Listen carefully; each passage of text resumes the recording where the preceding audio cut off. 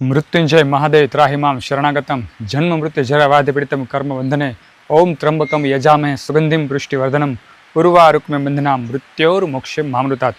ભક્તો, જેવી રીતે વરસાદ પડે છે અને એમ કહેવાય કે એક જળાશય ભરાય છે અને 12 મહિના આપણને પાણી મળે છે, આપણે પાણી તેમાંથી પી શકીએ છીએ, તેવું જ ભક્તિમાં છે, તેવું શિવ ભક્તિમાં છે. જો આપણે નિત્ય નિત્ય ભગવાન મહાદેવનું આરાધન કરીએ, નિત્ય નિત્ય શિવલિંગનું પૂજન કરીએ, તો એમ કહેવાય છે કે નિરંતર આપણી ભક્તિ ભેગી થાય છે, આપણા કુંભનો ઘડો ભરાય છે, ભક્તિનો ઘડો ભરાય છે અને તેમાંથી આપણને નિરંતર સુખ મળ્યા કરે છે.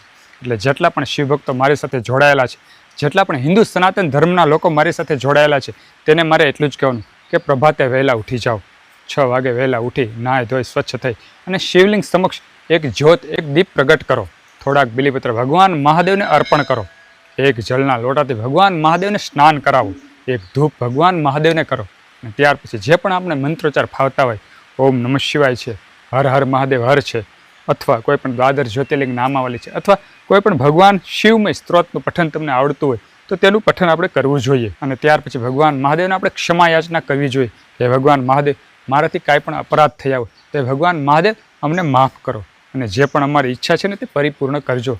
તમે જ આ ધરતી ઉપર અમને મૂક્યા છે તો અમારી આશાઓ ભગવાન મહાદેવ તમે પૂર્ણ કરજો. આવી રીતે નિત્ય નિત્ય જો આપણે ભગવાન મહાદેવની પૂજા કરીએ ને તો આપણને નિરંતર આપણા જીવનમાં સુખ વહેતું રહે છે. ભગવાન મહાદેવ આપણી પર નિરંતર વરસાદની જેમ ટીપે ટીપે ટીપે ટીપે છાંટણા કરતા રહે છે.